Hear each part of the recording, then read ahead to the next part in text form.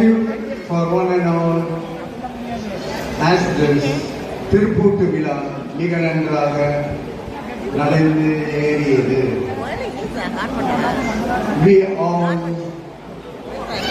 really thank you people for blessing the newly married couple. இந்த நமது வீட்டு திருமணங்கள் சுயமரியாதை திருமணம் என்று அழைப்பார்கள். Because we don't have all the rituals like ஐயர்மார்கள் அவர்களை வைத்து சடங்குகள் எதுவும் செய்வதில்லை. In contrary, we with the parents blessings அவங்களுடைய சம்மதத்துடன் இரு வீட்டார்கள் குழுமி இருக்க நடைபெறும் இத்திருமண திருப்பூட்டு விழாவானது தன்மானத்தை பிரதிபலிக்கும். So this is how we celebrate our marriage ceremony here in India. Wherever we family, that is from the Nada community, we expect self-respect. அதாவது தன்மான உணர்வு பெண்ணுக்கும் ஆணுக்கும் உரித்தாகும். இருபாலரும் ஒருவருக்கு ஒருவர் விட்டுக் கொடுக்காமல் வாழ்வதுதான் வாழ்க்கை.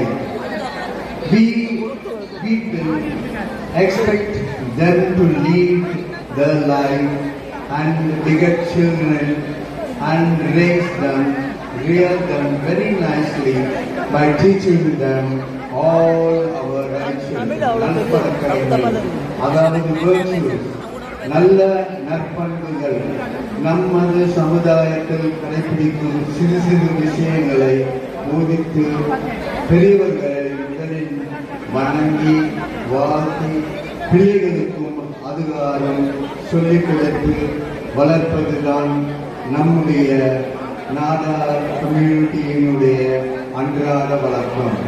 Because we respect our elders in the first place. மாதா பிதா குரு தெய்வம் என்பதை நாம் உண்மையில் நிலைநாட்டிக் கொண்டிருக்கிறோம். That is, parents கையால் திருப்பூட்டு விழா திருநாளன் திருமங்கலத்தை எடுத்துக் கொடுத்து வெரி சிம்பிளாக பட் வெரி கிரேட்டாக நடக்கும் இந்த திருமண வைபவத்திற்கு நீங்கள் சாட்சியாக வந்து வாழ்த்தி அமைத்து இரு வீட்டார் சார்பிலும் நன்றி நன்றி என பல கோடி நன்மைகளை சமர்ப்பித்து உங்களுக்கு நாங்கள் நன்றி சொல்ல கடமைப்பட்டிருக்கிறோம். And moreover, the first thing the couple have to do is they have to love each other. What is meant by loving? That is respecting each other. ஆணும் பெண்ணும் பேதமின்றி பெரிதல் சிறிது என்ற பாகுபாடின்றி இருவருக்கும் ஒருவர் விட்டு கொடுத்து வாழ்ந்ததுதான் வாழ்க்கை. அர்த்தர் நாகேசர் போல் நகமும் சதையுமாக எண்ணமும் செயலாக எண்ணெயும் திரியாக ஒருமித்து மேடு பள்ளங்கள் வாழ்வில் வந்தாலும் விட்டுக் கொடுக்காமல் ஒருவரை விட்டுக் கொடுக்காமல் வாழ்தலே இல்வாழ்க்கையின் இல்லறத்தின் சிறப்பு ஆகும்.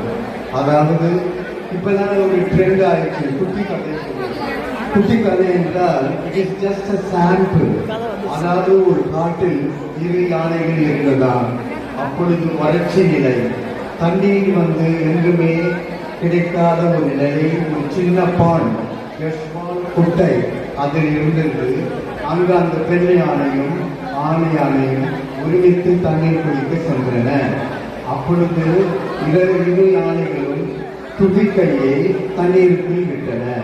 ஆண் யானை நினைத்ததாம் பெண் யானை குடிக்கட்டும், அதே போல் பெண் யானை நினைத்ததாம் ஆண் யானை குடிக்கட்டும் என்று அவர்கள் பல்கவே இல்லை. So what happened to the pond? அது குறையவே இல்லை. அதுமாதிரிதான் வாழ்க்கை என்பது you have to give and take.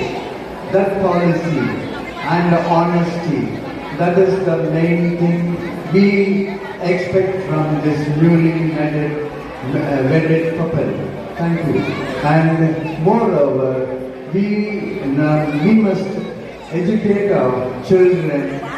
அவங்களுடைய சில்ட்ரன்ல எப்படி அவங்க வளர்க்கணும், முதல்ல நற்பண்புகள், நம்முடைய பழக்க வழக்கங்கள், அதை குறித்து அதாவது கேரக்டர் பிகின்ஸ் ஃப்ரம் ஹோம் என்று சொல்வார்கள்.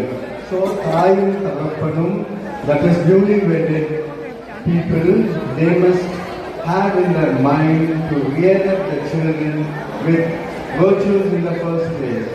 நல்ல பழக்க வழக்கங்களை சொல்லிக் கொடுத்து வளர்க்க வேண்டும், இங்கீதமாக வளர்க்க வேண்டும். That is the most important thing of this wedlock. அதாவது நம்முடைய தாயார் நம்மை வளர்த்து விட்டார்கள், அதுபோல் நாமும் நம் பிள்ளைகளை தியாக மனப்பான்மையுடன் வளர்த்து விட வேண்டும். That is, we have to bear all sort of burdens for the sake of our children. அதாவது sacrifice is the seed of life என்பார்கள். So the parents என்றால் சும்மா குழந்தை பெற்றுக் கொள்வது மட்டுமன்றி அவர்களை நன்றாக வளர்த்தல், rear them very nicely to become as a better citizen and one among the best citizens in this society. So we have to educate them first. நல்ல நல்ல நல்ல நல்ல நற்பண்புகளை கொடுத்து வளர்க்குதல். Then they have to send them to school to learn other talents and other arts and science or what else they wish. அந்த பிள்ளைகள் என்ன விரும்புகிறார்கள் என்பதை பார்த்து அதே வழியில் அவர்களை செலுத்த வேண்டும். We mustn't dictate terms to them, but we must give them the independence to grow very nicely. That is the main thing. இப்பொழுது நம்முடைய சிஎம் என்ன சொல்லி இருக்கின்றார் என்றால், இப்ப 26 நடக்குது இல்லையா, அவர் என்ன சொல்லியிருக்கிறார், 2036 தமிழ்நாட்டை ஜிடிபி நல்ல உயர்வான நிலைக்கு கொண்டு வருவோம். That is 1.5 trillion, மில்லியன் இல்லை ட்ரில்லியன் அளவுக்கு கொண்டு வருவோம் என்று சொல்கிறார்கள். அதற்கு முதற்கண் அடிப்படையாக as the stepping stone நமது நாடார் சமுதாயம் we must act constantly to be as an example to this society, to this Tamil Nadu, not only to Tamil Nadu but also to the India, not only to India but also to the whole world, because we have all sorts of sympathy and affection towards the people. So நம்ம அந்த 1.5 trillion இது நான் என்னன்னா ஒவ்வொரு தனி மனிதனின் வருவாயும் 22 லட்சம் per annum ஆகும். அதை சாதிக்க வேண்டும் என்றால் we must constantly work very honestly. Thank you for giving this opportunity. Let us pray that Tamil Nadu will be as the best example to this world.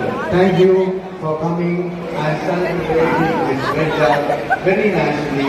Thank you once again. Thank you.